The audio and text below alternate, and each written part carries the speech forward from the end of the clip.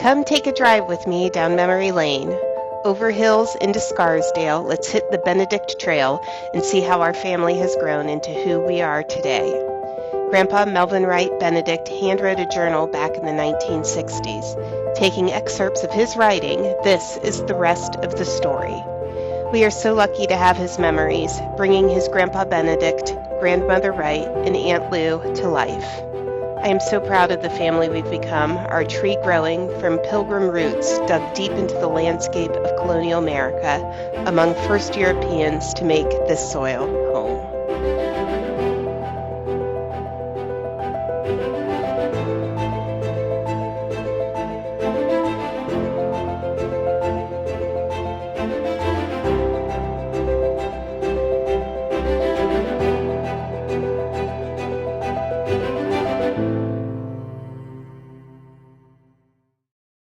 I'm Spencer Benedict, and I'm the grandson of Melvin Wright Benedict. He has a memoir, and I'd like to read it to you.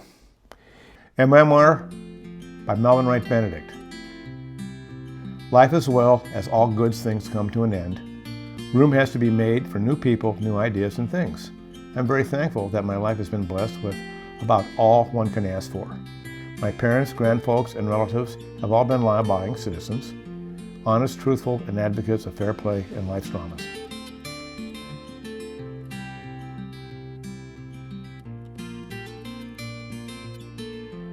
Now my offspring has been most gratifying, not a bad one in the whole bunch. I'm extremely grateful, thankful, and appreciative of and for the love and respect given me by my wife, son, stepson, and grandchildren.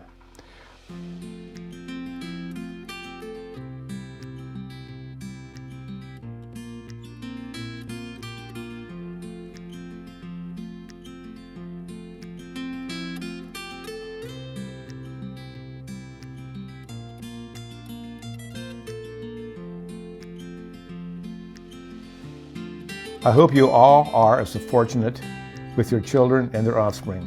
Please live by the golden rule, learn to love and never hate.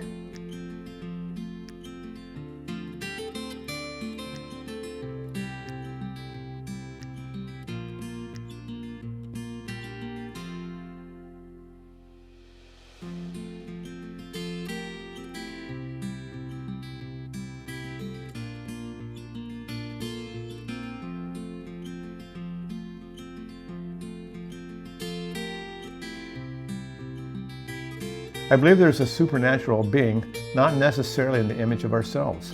Please have no doubt about this.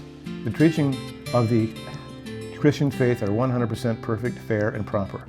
I believe all our worldwide troubles would be over if we had some standard practice for all mankind. From time to time, you have asked of the genetics of our family.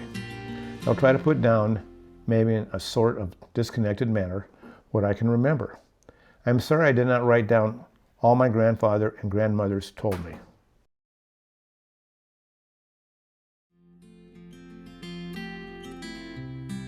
Since the Benedicts lived on a farm, I used to spend most of my summer vacations there as I liked, that much better than dressed up required to visit Grandma Wright. Grandpa Hiram Benedict Sr. bought the farm on Saxon Woods Road in 1839 from George Willits. He and his wife, Jane Cornell, raised their 6 children on the farm: cows, swine, grew rye, Indian corn, and oats. Hiram Sr. died in 1865 when the front axle of his wagon pulled out while he was going full speed, and Grandma Jane died of a stroke while she was preparing to go to the Quaker meeting. Hiram King, who was born in that house, raised 5 children there with his bride, Louise Seymour. They had Edmund Titus, Hiram, Jenny, Fanny, and Louise. Aunt Louise raised her son Edwin in that house, and Aunt Fanny lived there with her husband Alicia and their kids, Austin and Louise.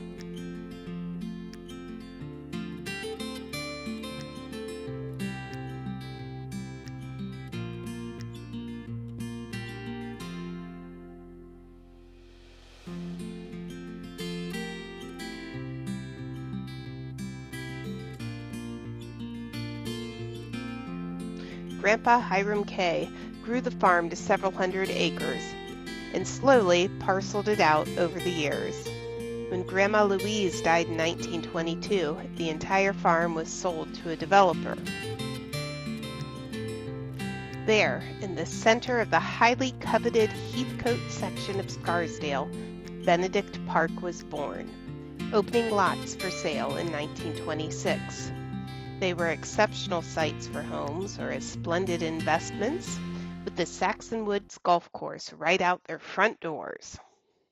An Ohio State University graduate who was born in Dayton, Ohio, Louis Haas, and his wife Jessie bought the farmhouses and outbuildings in Saxon Woods Road. He was a railroad executive before becoming the confidential secretary of General Cornelius Vanderbilt. He died of a heart attack in 1938.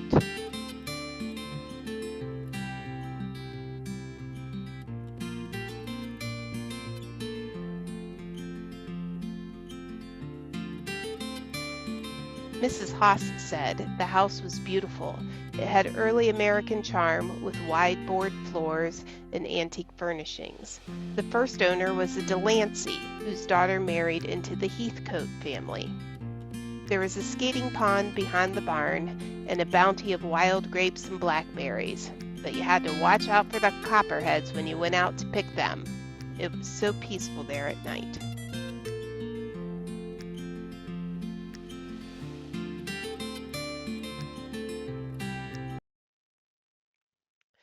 So one might ask, why aren't we having blackberry pie and enjoying huge family picnics on the farm? Well, I woke up to go get me a cold pop, and then I thought somebody was barbecuing. I said, oh, Lord Jesus, it's a fire. Then I ran out. I didn't grab no shoes or nothing, Jesus. I ran for my life. And then the smoke got me. I got bronchitis. Ain't nobody got time for that. There were two fires that destroyed the Benedict farm. The first was in May of 1964 when the barn caught fire and burned to the ground.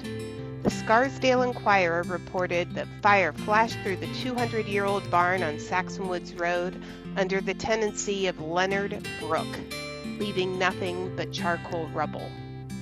On 8 acres, he kept horses, donkeys, mules, dogs, cats, goats, a llama, and sheep.